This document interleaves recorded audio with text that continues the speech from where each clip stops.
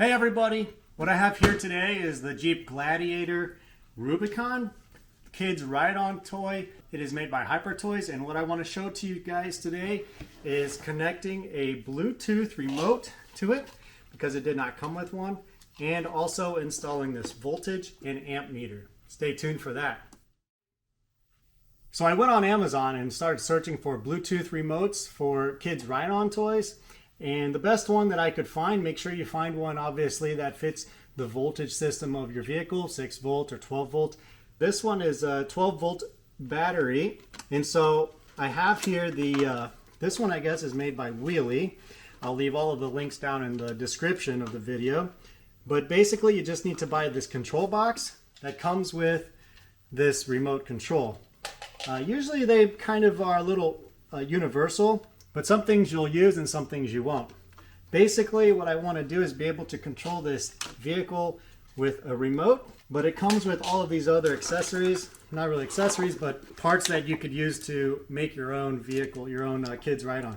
You have your park, reverse and drive, you got your foot pedal, you got your high speed, low speed, the on-off switch, which you'll use for this one.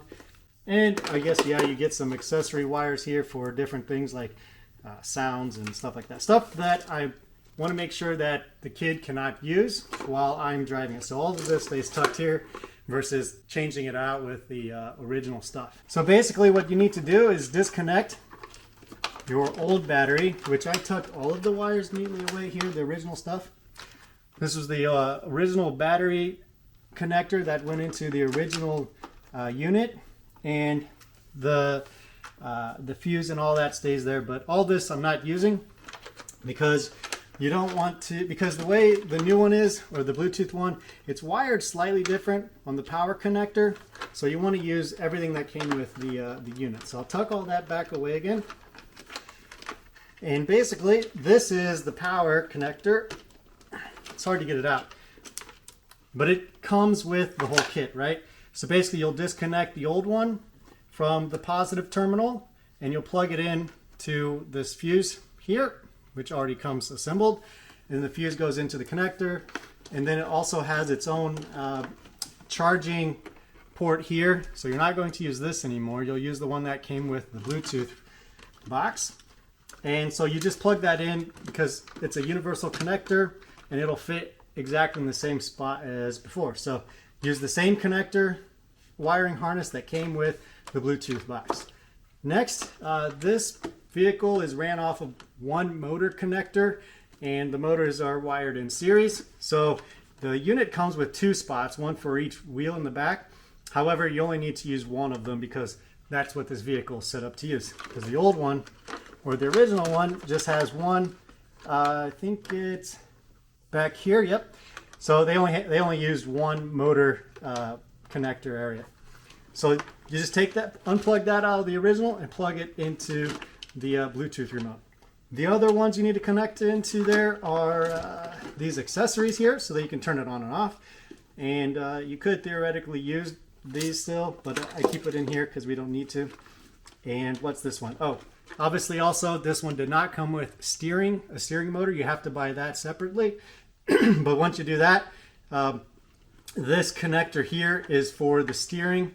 And you just wire that up pretty easily. I'll show you that later underneath the vehicle. It's just 2 wires. And then you kind of have to modify it a little bit so that the steering motor is secured underneath the vehicle so it doesn't break or fall off. But yeah, that's pretty simple as far as wiring goes. And I just leave that sitting there. It doesn't really jumble around too much, or I don't get any loose connections.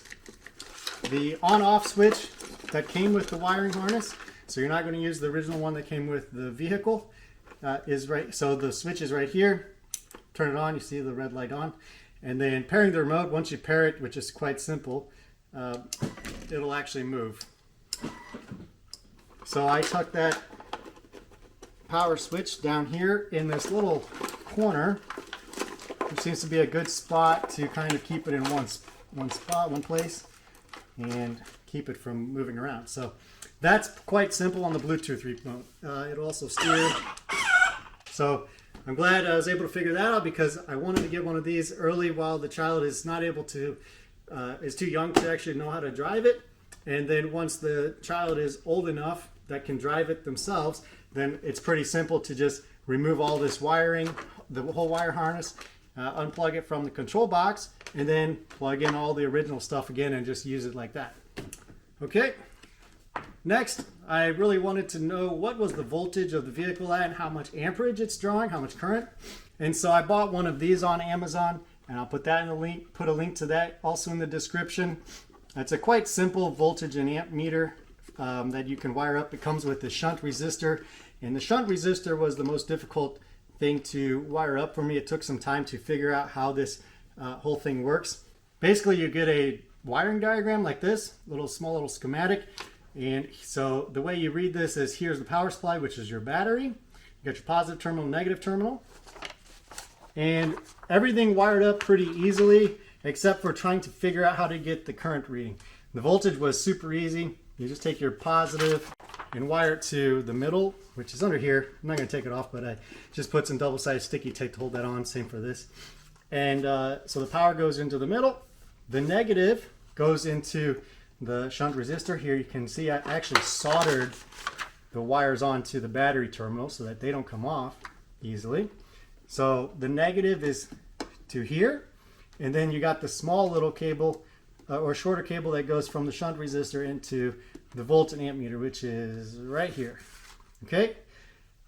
Now the tough part was over here when I was trying to figure out how to figure out this load. I was trying to connect it to different ways to the motor, and it was somewhat working, but somewhat not. Every time I connected directly to this, the wheels would just turn continuously, and they would never shut off. So I was like, obviously that's not going to work. You can see where I've kind of tapped into the blue and the negative and the hot wire. So none of that worked. After fiddling around with it for a while, I finally figured out where it needs to be connected. And if you look at this charging port, you'll see this brown wire. And so what you need to do is actually, I screwed it into there. But the way this charging port works is it has this negative wire that's connected to the negative terminal of the battery, right? And then you have two wires coming from your battery connector here. So it'll use this positive, and then you have this kind of a negative wire as well that goes into there, into the charging port. So here you can see where I've connected that wire, the negative part of that wire from the power connector into the voltage and amp meter. So that's how you need to connect it in order to get the amp reading on your voltage and amp reader. So I'll kind of show you a little bit. You'll see, if I move the vehicle, you'll see the current draw go up a little bit.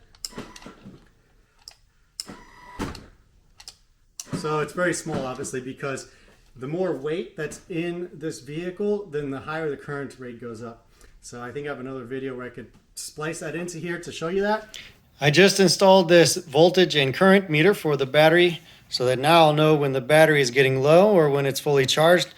And the current, or the amperage, the current draw on this looks pretty cool when you start driving it. You'll see that the current goes up when you start moving.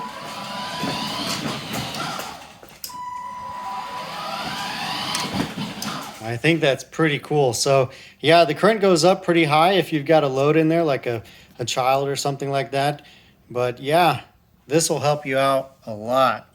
But in general, that's how you wire up your voltage and amp meter.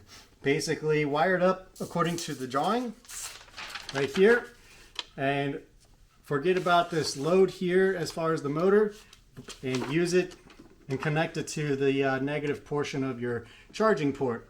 Not the negative one that comes from the battery, but the negative one that comes out of the power connector, okay? Okay, one last thing as well. The steering motor that I had to purchase separately on Amazon to connect to the steering wires. Basically, I still use the same eye shaft here for the steering mechanism, but it has also these two, like a bar that goes through the middle of the steering eye shaft there.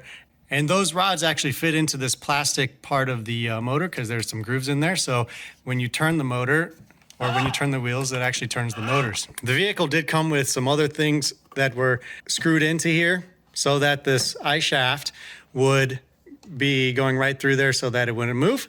So I had to take all of that out And basically what I did is I drilled a couple of holes into the plastic here and zip tied it and taped it on as well so the zip ties wouldn't move here.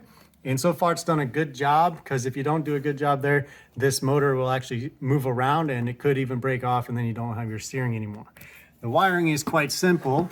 You just need to make sure you plug them into the right spots. So plug them in one way, test it, make sure that it's turning left and right and not right and left when you push left and right.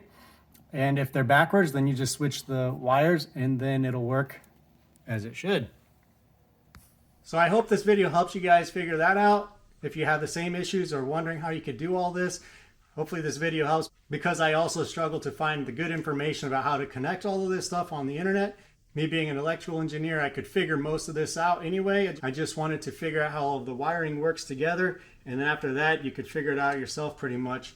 But hopefully this helps. If you guys have any questions, let me know and leave them in the comments section.